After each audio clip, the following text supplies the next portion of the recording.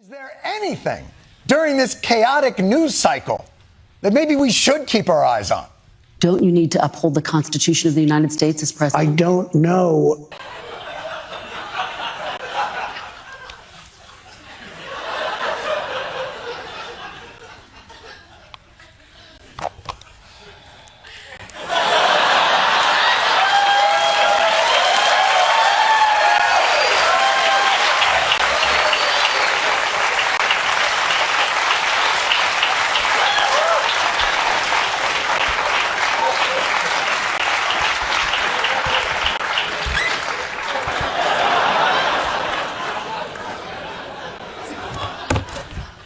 Holy shit, that's not okay.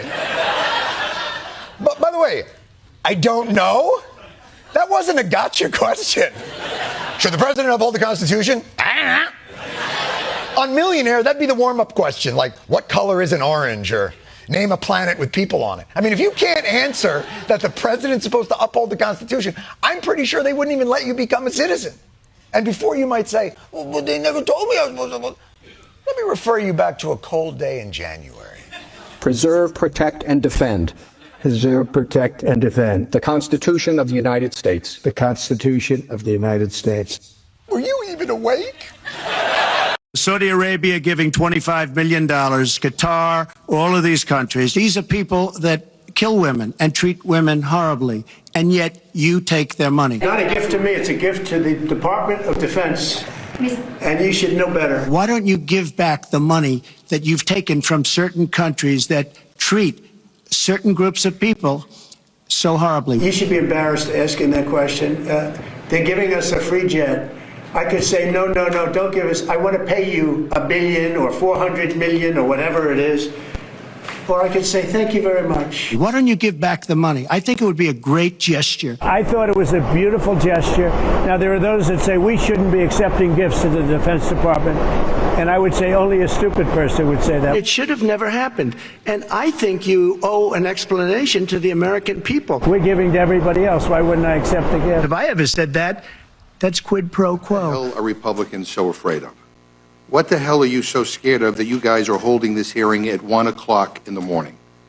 It's a simple question that speaks to the heart of what's going on here, and one that I'm going to keep on asking. If Republicans are so proud of what is in this bill, then why are you trying to ram it through in the dead of night? If you guys are so proud to kick 14 million people off Medicaid, if you guys are so proud to rip food assistance out of the refrigerators of moms and dads and their kids, if you guys are so proud of shutting down rural hospitals and hurting our farmers, if you guys really think these are such great, awesome, beautiful things to do, like Trump keeps saying, then why not hold this hearing at 1 p.m. and not 1 a.m.? This is not normal at all. This is a 1,000-page bill, for God's sake. 1,000+ pages, and you want to shove it through in the dead of night. Because Trump said, close your eyes and vote for it. You're using emergency procedures to jam this through Congress to meet an artificial deadline that you created yourselves because the billionaires just couldn't wait for their tax cut. Trump tore into Biden for letting computer chips come from Taiwan.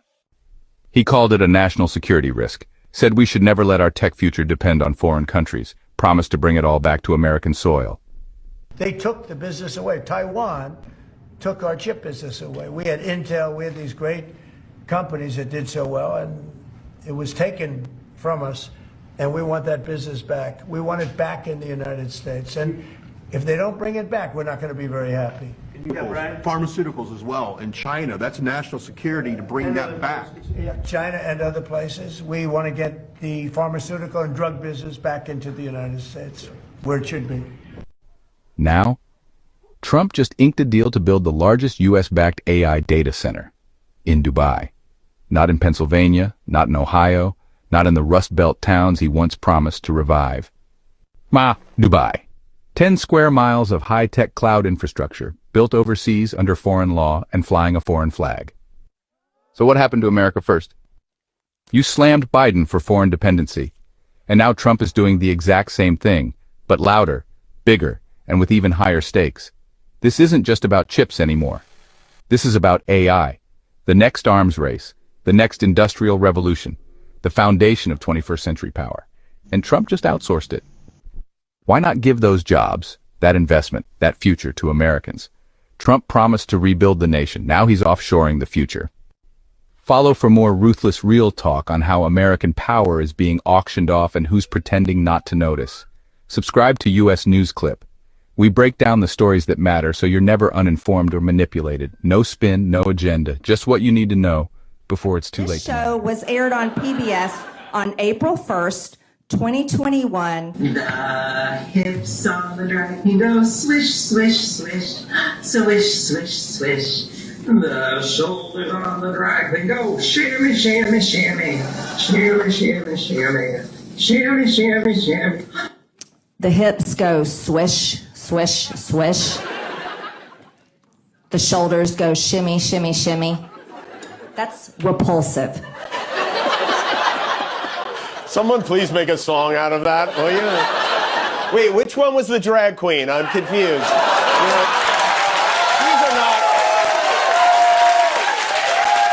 This is not a bright person, okay? The fact that these people are representing the United States, this is how Marge reacted to a question from a British reporter from Sky News today. Anybody else? Should the defense secretary... What country are you? Wait, what country are you from? The UK. Okay, we don't give a about your opinion and your reporting. Why don't you go back to your country where you have a major migrant problem? Okay, and you no. You should care about your own borders. Do you care about American lives? No.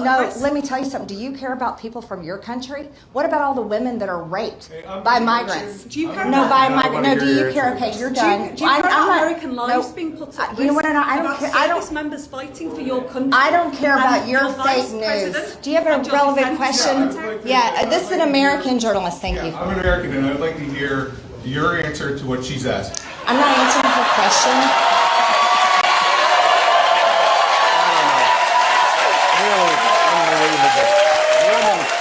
Should not be in Congress. That woman, you know what she should be? She should be a wrestler. She should be jumping off the turnbuckle onto someone's head. Maybe the craziest thing about Marjorie Taylor Greene is she's not from Florida. She's from Georgia. I think her parents maybe had her in Florida and dumped her next door. Are you ready? This is 153 pages of the confidential agreement between Moderna and the U.S. government. And it goes back to 2015. What? Jason, what was happening in 2015? Frankenstein coronavirus. That's right. The same time Dr. Barrick and Dr. Shi published their paper on the new Frankenstein coronavirus. In fact, let's skip down to page 104. It shows that the NIH and Moderna were collaborating with Dr. Barrick. Wow. His signature is on page 106 of the material transfer agreement. But let's get back up to the top of this specific agreement. The NIH appears to be transferring the mRNA tech to Dr. Barrick. But look what they want to make clear. Quote, mRNA coronavirus vaccine candidates developed and jointly owned by the NIAID and Moderna. I'm sorry.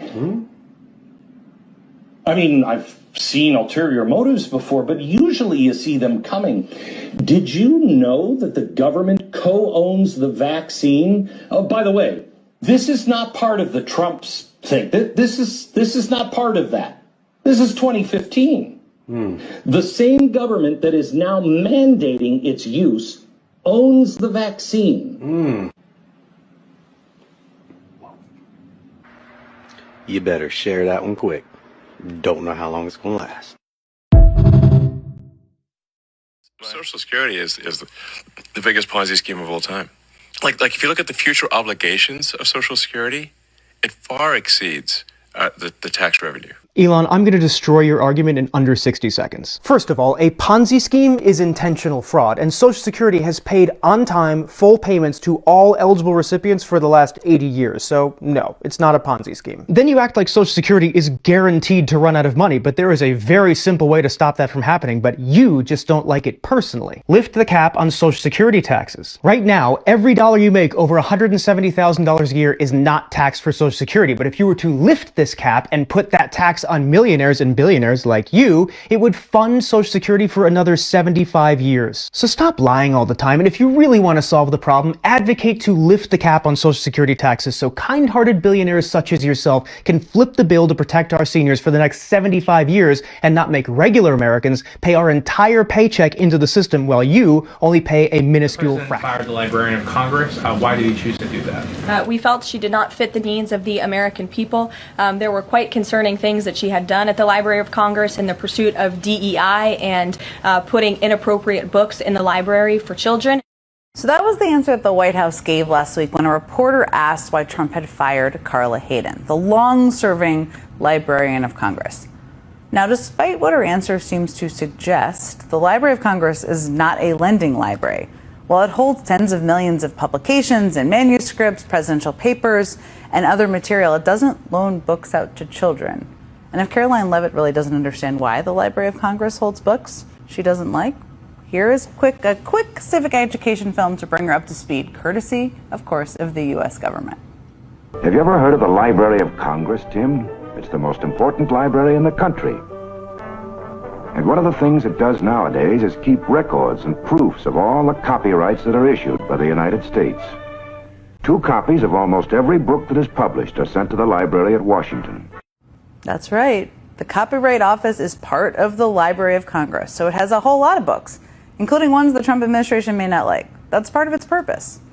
It also houses the Congressional Research Service, an agency that works exclusively for Congress to provide confidential policy and legal analysis to lawmakers regardless of party. That's why it was pretty notable that Trump named his former personal attorney and current Deputy Attorney General Todd Blanche as the acting Librarian of Congress. The fact that Trump is trying to install an executive branch official to lead a legislative agency is incredibly concerning, especially given the privileged information that the Library of Congress holds. So it sure seems like Trump's attempt to take over the Library of Congress is about perhaps a lot more than just books he doesn't like. Mr. Secretary, I'm over here. I've been sitting through this hearing all day today and have noted that you've been unable in most instances to answer any specific questions relating to your agency.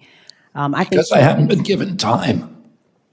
Well, no, you have been given time, but the point of the matter is you've been unable to answer specific questions. Sir, you are the wrong person for this job.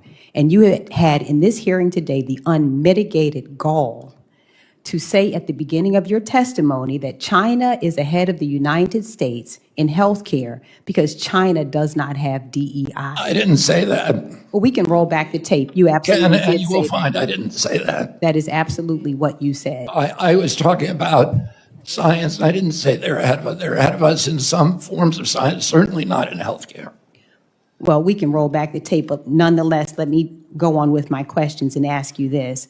You just heard about the Safe to Sleep campaign, and you have made cuts. You made it very clear here today. You have no knowledge whatsoever of the absolutely amazing scientists and researchers who you have callously fired. You know nothing about the cuts. Didn't fire any working scientists, Senator. That, sir, is not true either. But nonetheless, it is true. It is not true. Let me ask you another specific question. The Safe to Sleep campaign. Well, then can you name, sir, which office the Safe to Sleep campaign operates out of? The which campaign? Well, that's the one that the senator just asked you about 2 minutes ago that prevents babies from dying in their sleep. A 30-year program inside your agency. You would agree that it's important. I think it's part of HRSA or ACF. It's ACF. No, actually, it's in Health and Human Services. Yeah. And I think, and again, no, they're all within Health and Human Services, but the subdivision is ACF. No, actually, the name of the Administration of Children and Families. No, let me tell you what it is. The National Institute of Child Health and Human Development. This is actually the one that your aunt, Eunice Kennedy Shriver, is the person who it's named after. And you noted just a moment ago, the senator reminded you that although this is a very important agency, prevents babies from dying, this is the same one you fired every single person in this office. I would fix how fucked up the United States Congress is with 5 simple rules. The first rule obviously being term limits. The people in Congress should be just like the president. They are only allowed to serve 2 terms. Then they can make way for someone else who has something else to say. Rule number 2, congressmen and women are paid the median salary of the state they represent. The congressman or woman wants to make more money, they need to take action to raise the median salary of the people in their state. This will immediately guarantee that they understand the people they represent. And I know people are going to say that would be hard to do because they have to go back and forth between Washington and their state. That leads me to rule number 3. No more traveling to Washington, and also no overseas travel paid by the taxpayer. Now, how will we accomplish this? Easy. We all know what fucking Zoom is. It is 2024. There is no fucking reason for our representatives to be traveling to Washington. There is no reason they have to meet in the same fucking room. We just install big ass iPads on each chair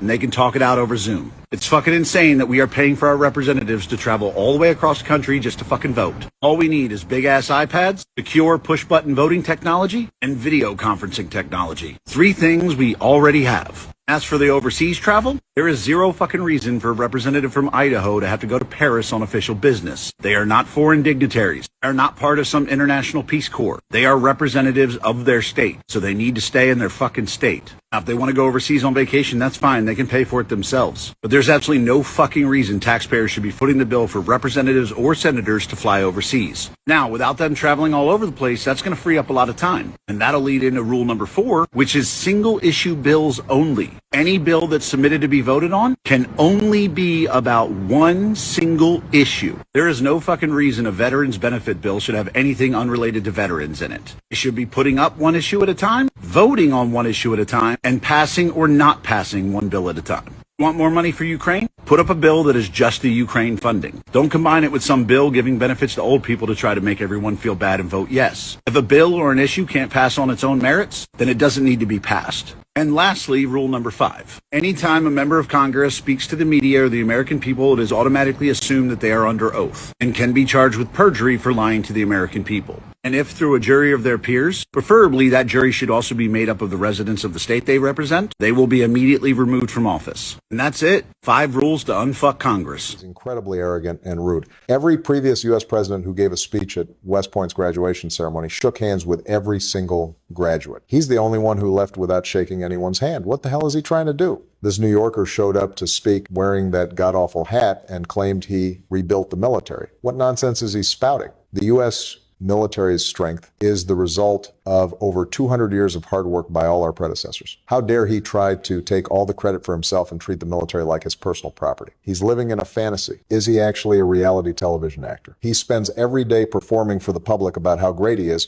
but in reality, he's accomplished nothing good. He can't even be bothered to shake hands and makes the vice president do it instead. The vice president is really just his loyal lackey. Look at what he's done since taking office. Arbitrarily changing tariff policies, supporting Israel's war efforts, banning Harvard from admitting international students, and now launching Trump coin to scam people out of money. Typical businessman behavior. All I want to say is, what has he done for the country as president? What benefits has he brought to the people? Nothing. He's forever lost in the delusional world he's created. Should cease being president today because of what he said. Now, he says something every day that should cause the ending of his presidency. But today he said that Joe Biden had stage 9 cancer. He said it twice. Nobody corrected him. Why should this immediately end his presidency? Because as president, he, of course, has incredible power over so much of our lives, our economy, our national security, our laws, our enforcement of our laws. And his ability to understand what is happening, articulate to his advisors about policy what is happening, and speak truthfully is essential to that role, quite obviously. Someone clearly told him, that's how he would have to learn, that Joe Biden has cancer. And they clearly told him what kind and the severity. And Donald Trump did not understand that. I'm going to repeat this because it really is dramatic. We're so used to how off he is, but someone told him Joe Biden has stage 4 cancer and what that means. And Donald Trump could not understand it. Cancer. Something, sadly, many of us in America and in the world have had an intersection with. We can understand when a doctor explains, here's the stage and what it means. Donald Trump cannot understand what he was just told. And because he cannot understand what he was just told, he immediately lies. He makes something up. He says, stage 9 cancer. This is crazy. There are only 4 stages of cancer. There's no 9th stage. What this indicates, and why it should end his presidency today, as so many things he says should also, it means when he doesn't know what he's saying, he just makes things up. He makes up numbers about the economy. He makes up numbers about wars in terms of cost, in terms of lives lost. He makes up numbers about tariffs. He simply makes things up in the moment without any regard for the truth. That is proven because he says there's such a thing as stage 9 cancer when there's not. Donald Trump has no idea what's happening. And when he has no idea what's happening, he makes things up that have consequences for all of us. He cannot, should not be president another single day.